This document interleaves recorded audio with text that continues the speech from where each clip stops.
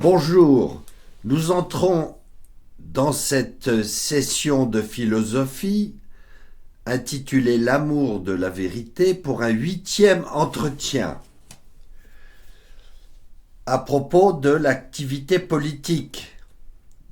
Deuxième partie de cette activité politique après son organisation, les différents gouvernements possibles et maintenant le bien commun, la finalité de l'activité politique.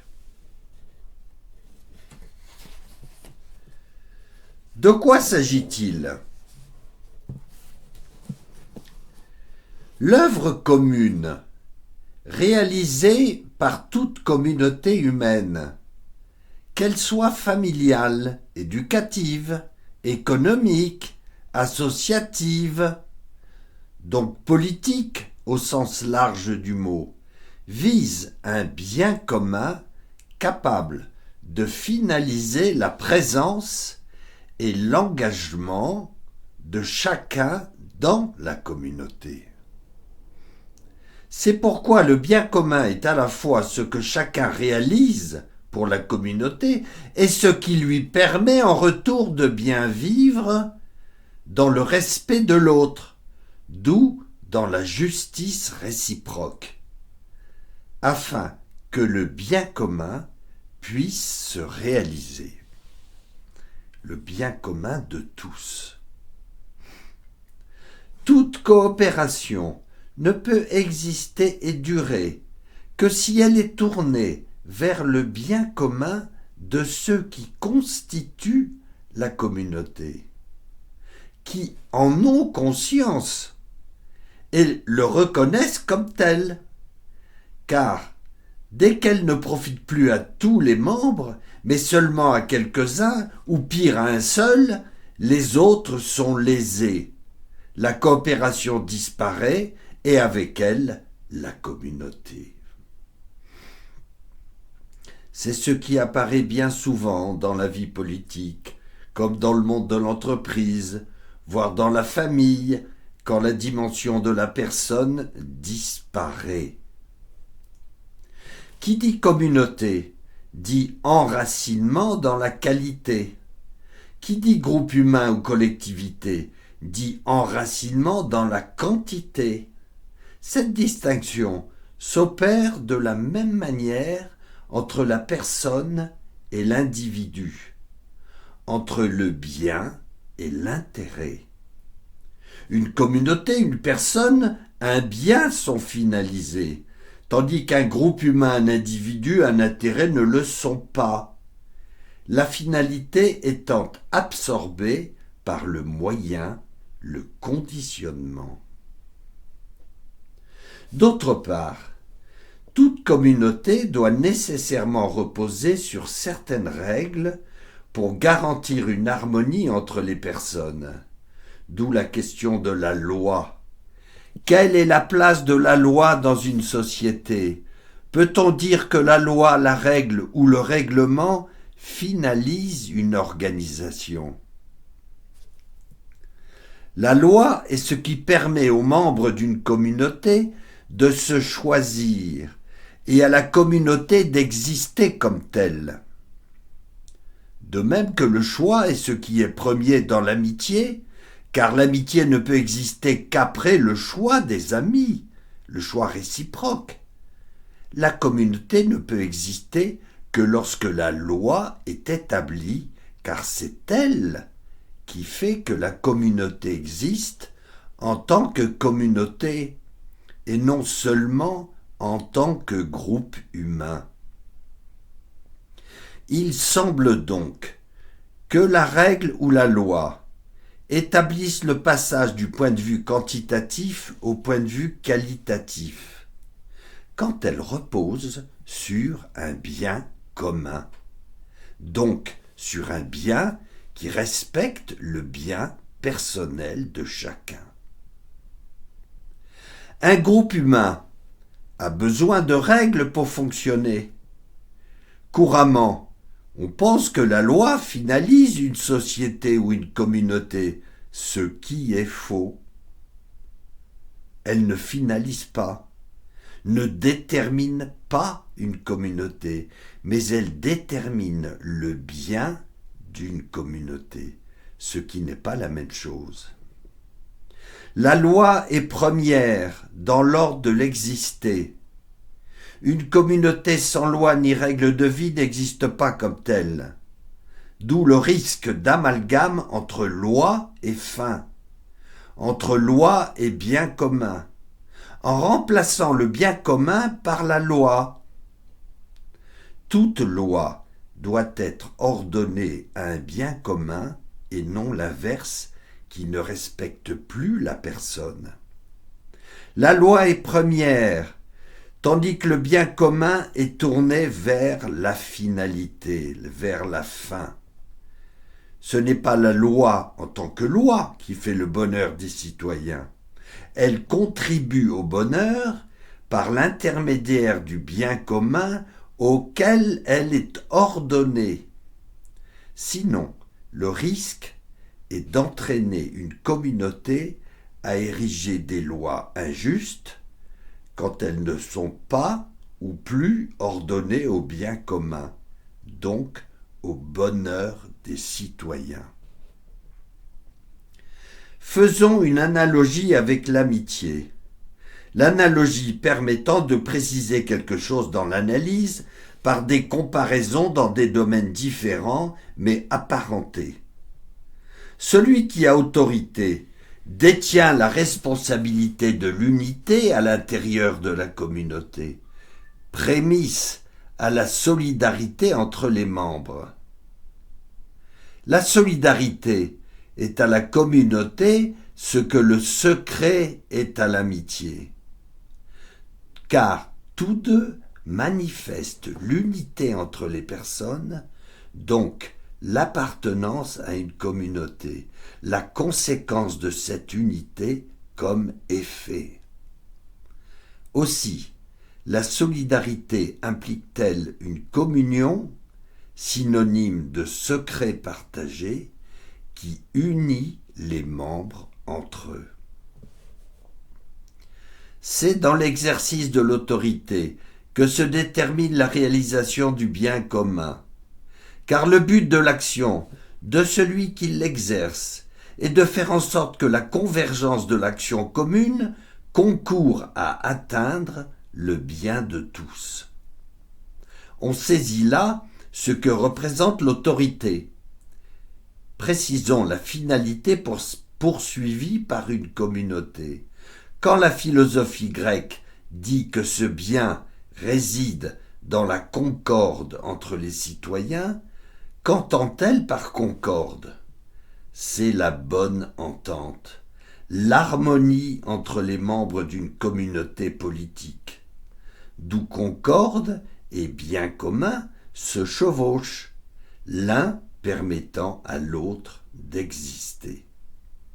Si le bien commun est le fruit de la coopération entre les membres, la diversité des communautés s'accompagnera donc d'une diversité de biens communs. Mais quels sont-ils ? Le bien commun dans la famille. Revenant à la grande tradition hellénique fondatrice de la philosophie occidentale, celle-ci a transmis que le premier bien commun, premier au plan génétique, le plus naturel et foncier, est celui de la famille. Né aux origines de l'humanité, de l'homme et de la femme, naît une amitié fondée sur un choix libre et réciproque dans toute société démocratique.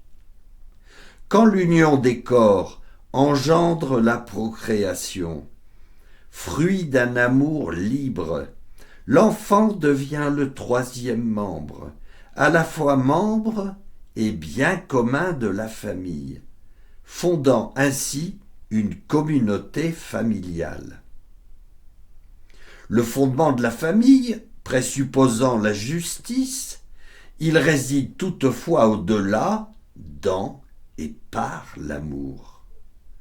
Ce bien commun se réalise dans l'accompagnement de la croissance de l'enfant en vue de devenir lui-même une personne autonome, libre, responsable de sa vie et capable de découvrir sa propre finalité pour ensuite la transmettre à la génération suivante. L'éducation de l'enfant réclame le concours des diverses communautés externes dérivées de la famille sur tous les plans de son développement. Cela présuppose donc que la communauté politique reconnaisse la prééminence de la famille en tant que communauté fondatrice de la société naturelle. À un autre niveau, les communautés intermédiaires, collaborant directement ou indirectement dans la vie de l'enfant, que ce soit au plan éducatif, du travail, de la santé ou de la culture, doivent aussi respecter cette primauté.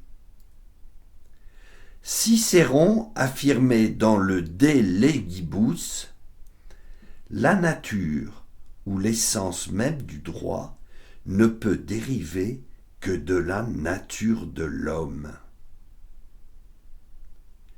Ainsi que dans le De Republica, il existe une loi de vérité, c'est la droite raison, conforme à la nature, répandue dans tous les êtres, permanente, éternelle, qui nous appelle impérieusement à remplir notre fonction. Il est important de souligner que le bien commun de la famille dans l'enfant prend fin quand il devient adulte et qu'il assume sa vie. Il n'y a donc plus de bien commun au sens fort dans la famille, mais un bien naturel à deux niveaux, le respect des parents, auteurs de la vie biologique, et la concorde dans la famille, entre parents et frères et sœurs, impliquant une justice principalement commutative. Il n'y a donc plus de bien commun, mais un bien personnel, quand les membres de la famille se choisissent entre eux dans l'amitié. Vous voyez, on dit souvent, on ne choisit pas sa famille, mais on choisit ses amis. Quel est le bien commun dans le travail ? Autant la finalité du travail diffère de celle de l'amitié, autant leur bien commun diffère de la même manière. Car il y a toujours, pourrait-on dire, un lien de cause à effet entre eux. Ainsi, le bien d'une communauté de travail réside dans la production de richesses toujours plus grandes au profit de ses membres. Avec le développement accéléré des sciences et des techniques, apparaît une transformation de ce bien, le bien commun d'une entreprise industrielle ou commerciale s'écartant de celui de l'entreprise artisanale, par le fait de la production de masse liée à la présence déterminante de la machine, à la prééminence du pouvoir financier et à la domination de la puissance économique sur la vie politique. Dans l'organisation moderne du travail, la machine vient s'introduire entre celui qui dirige et celui qui exécute, aux effets non seulement quantitatifs, mais déterminant le niveau qualitatif. De là, évidemment, le bien commun d'une organisation moderne de travail diffère radicalement de l'organisation de type traditionnel, l'homme étant pour une grande part remplacé par la machine et soumis à une intense productivité. Il ne s'agit pas ici de défendre les anciens contre les modernes, mais de porter un jugement sur le travail lui-même, la structure du travail humain que nous avons vu, puis sur le bien commun. Il faut ajouter à cela, au plan financier, outre le capital, l'investissement, puisque le parc de machines peut être la propriété d'une personne étrangère à la communauté de travail. L'étude du bien commun devient alors plus complexe. De même, à côté des aspects techniques et financiers, l'intervention des organisations syndicales aux côtés des salariés et de certains partis politiques interfère pour une part de l'extérieur, ce qui entraîne un nouvel appauvrissement du bien commun jusqu'à peut-être sa disparition. Quel est le bien commun dans la vie politique ? Au sommet de la hiérarchie des diverses communautés, le pays ou la nation doit promouvoir d'une façon excellente le bien commun, pour ne pas dire exemplaire, comme pour la famille aux deux extrémités de la vie politique.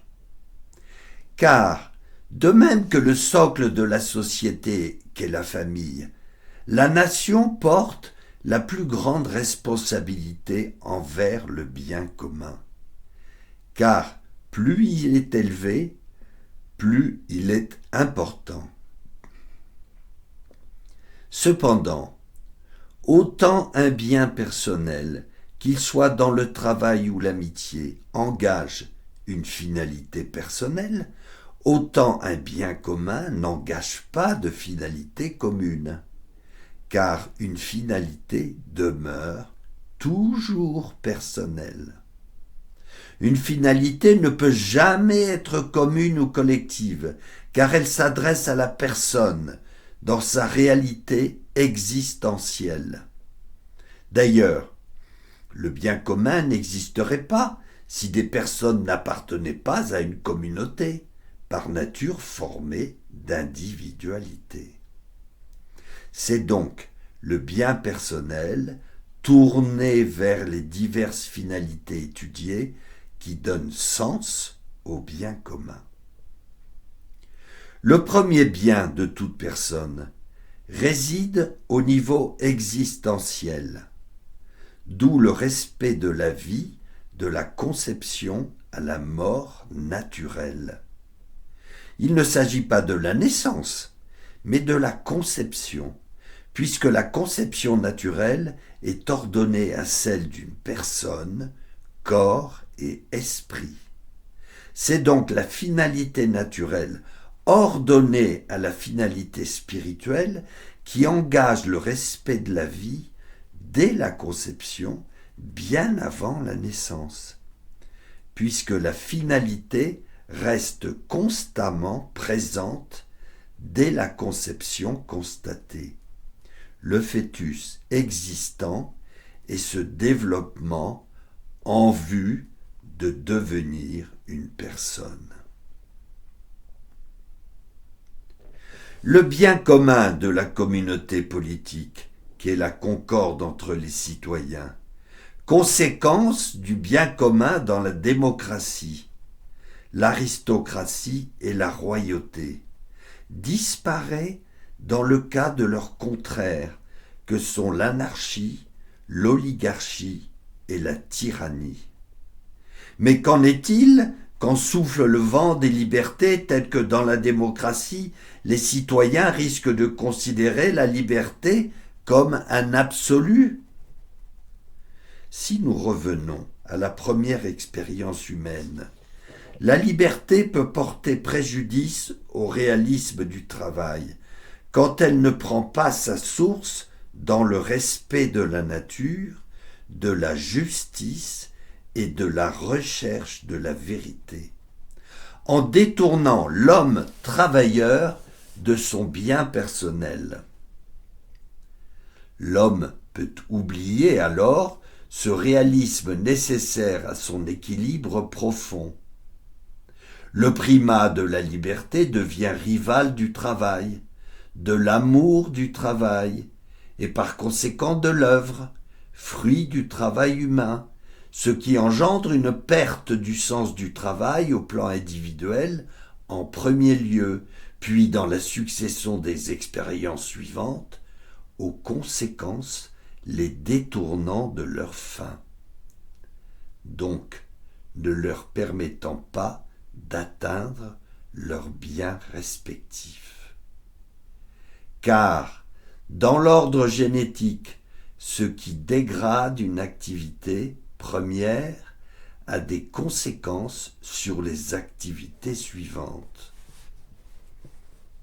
D'où l'importance de la qualité du travail dans la vie, en particulier par rapport à la vie amicale et la vie conjugale, puis la vie politique. Sur un autre plan, dans une société où la communication devient maîtresse, où la relation est progressivement devenue une fin en soi, au détriment du réalisme substantiel, ce glissement progressif du travail proprement dit vers l'intermédiation engendre une dégradation du travail et au-delà un enchaînement de dégradations successives sur l'homme et sur la société. La perte du réalisme pratique au plan individuel conduit à ce que la dimension collective, qui n'est plus alors communautaire, entraîne des effets pervers au plan éthique, donc personnel.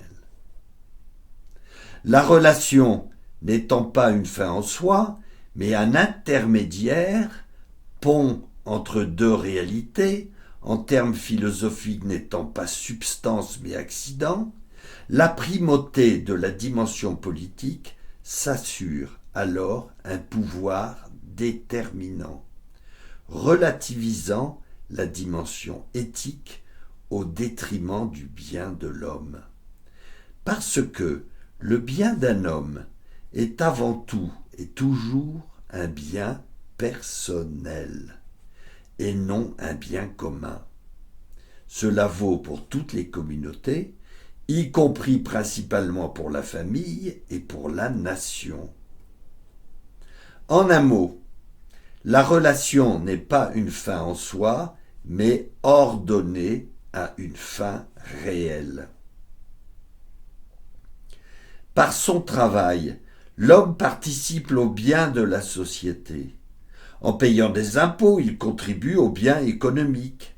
Si le bien commun économique s'arroge un droit qu'il n'a pas en déterminant le bien commun politique, il réduit le bien individuel à son seul aspect quantitatif, et non plus à son aspect qualitatif, en vue de permettre à l'homme d'atteindre son bonheur. L'homme ne devient alors que le maillon d'une chaîne de production collective. Le bien commun disparaît sous l'effet du pouvoir économique par la substitution du qualitatif au quantitatif. Alors, l'économie devient la finalité et, au lieu d'être un bien par le travail, elle détermine cette activité, s'arrogeant un pouvoir coercitif sur le bien commun, donc sur l'homme lui-même, puis sur la société tout entière. À ce moment-là, la dimension humaine disparaît. La politique menée par l'idéologie réduit l'homme à n'être plus qu'un jouet, un moyen de pouvoir de la masse sur l'individu. L'homme peut tomber dans un nouveau type d'esclavage, car concevant, fabriquant des robots, prenant de plus en plus sa place, il risque lui-même de devenir un robot. D'où vient la nécessité du fameux supplément d'âme dont parlait Bergson, le philosophe. Quel responsable politique mesure encore aujourd'hui l'importance de la finalité humaine ? Malgré ses discours, il s'enferme si souvent dans le conditionnement déterminé par le pouvoir de l'argent en s'arrogeant des devoirs inhérents à la justice. L'idéologie coiffe alors la philosophie politique. L'entrepreneuriat devient synonyme de profit. Maximal profit, m'avait dit un chef d'entreprise, président de l'union patronale d'un département. La dimension économique relève du moyen et non de la fin.